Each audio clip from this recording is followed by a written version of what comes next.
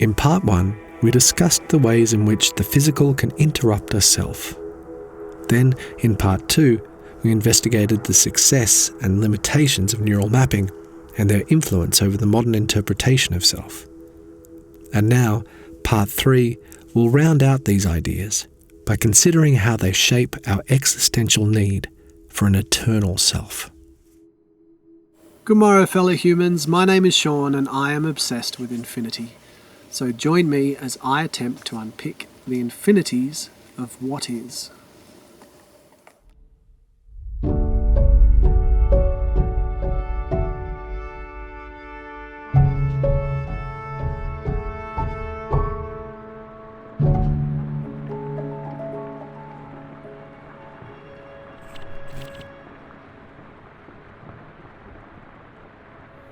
Thus far, the finite bound needed to provide this self with any ultimate ground has eluded us.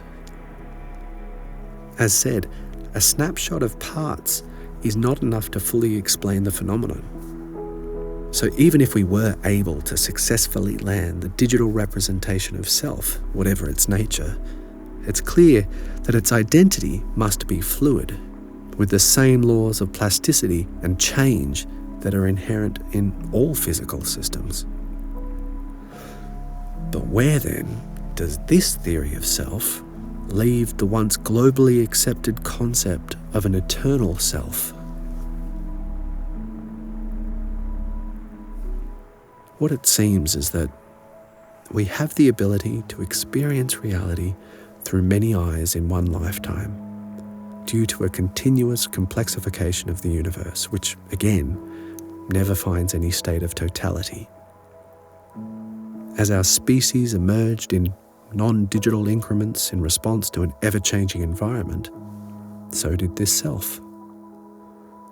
Thus, we are of the whole as the whole is of us, an idea that may lean our theory of self into the eternal, but perhaps shy it away from its independence and unity.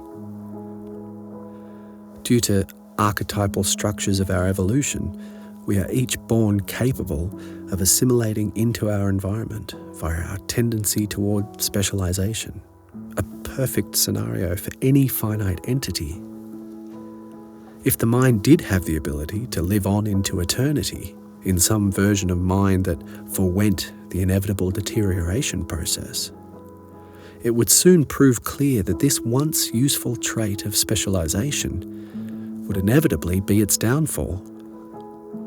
As its world continued to change, and as minds evolved in ways not yet imagined, it would prove that, without changing the boundaries of what this self is, the more rigid, self-assured experiencer would soon find themselves incapable of communicating or even participating in these future societies.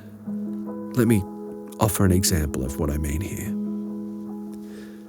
It's commonly agreed that if we were to take a prehistoric child of 100,000 years ago out of its environment and raised it in the modern world, we would be unable to distinguish them from any other person of the 21st century.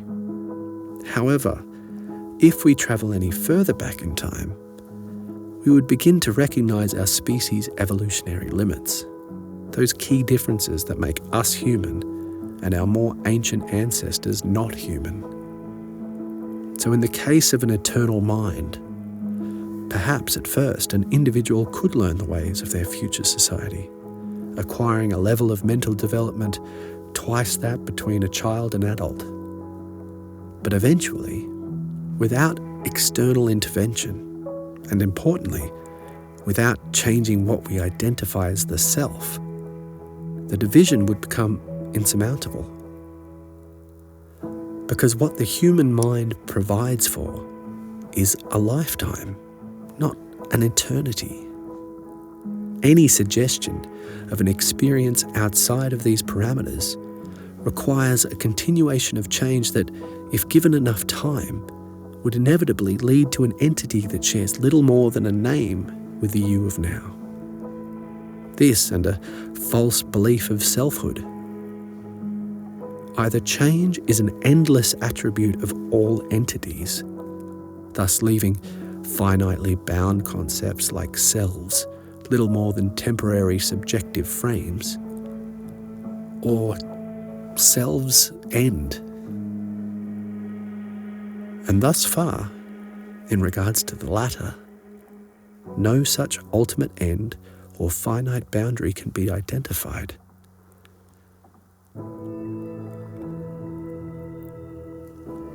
But we don't have to be so concerned with this changing of self, as we change every day, every second, every plank time even. Our most precious moments come and go, continually replaced by our new, most precious moments. Think about all of the things you have loved with all your heart. Your favourite toy, game, best friend, first love. Even the dynamics of our families. These lives we once lived, they no longer exist. The most important thing in our world only a few short years ago, some forgotten even to ourselves, have been replaced by the latest incarnation of the story. And when it comes down to it, we are okay with this. We embrace it wholeheartedly. We want to grow, change, develop, and discover what's around the next bend. It is our experiences of love, appreciation, fear, and hate that direct our experience, moved ever forward by the overwhelming intimidation and the calming simplicity of every now.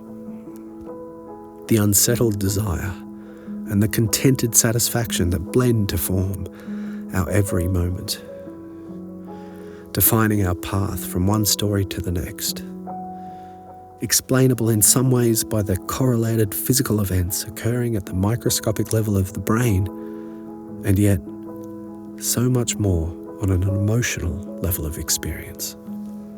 So, yes, that which we experience as self has been undoubtedly connected to the happenings of the brain. And yes, with this brain being of physical nature, the self we know, like the rest of the universe, is in constant flux.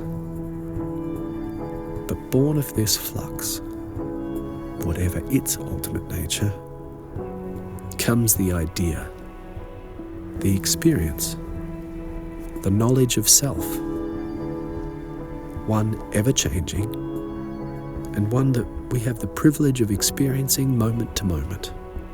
Though we may not yet have been able to determine any ultimate ground floor of self, mind, or even their associated physicality, we can at least take this simple lesson away from the halls of neuroscience: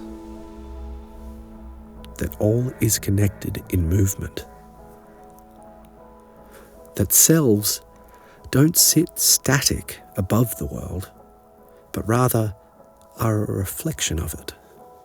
Indeed, they are its movement. There is a quote, often attributed to Einstein, though I doubt its authenticity. Still, I like it anyway. It reads, "There are two ways to live. You can live as if nothing is a miracle. You can live as if everything is a miracle."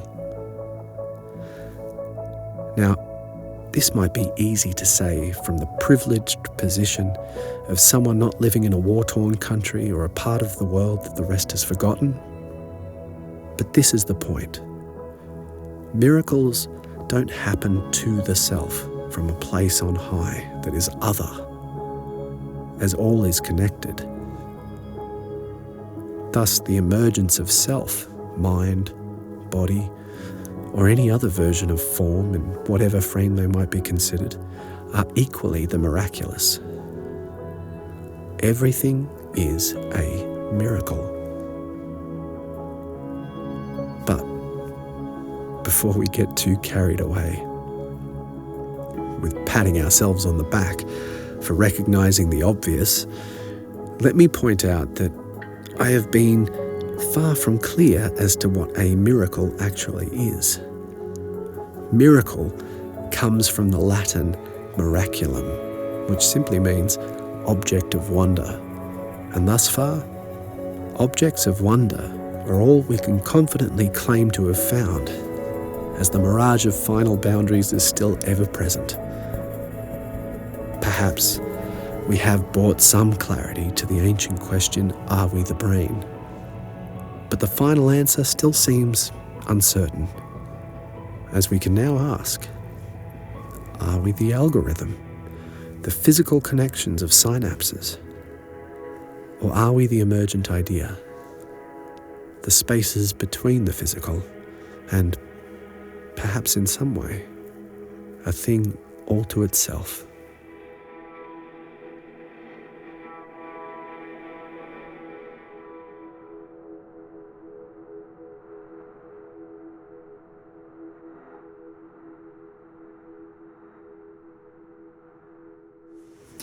Good morrow, fellow humans. Thank you so much for spending your time with me, for joining us once again.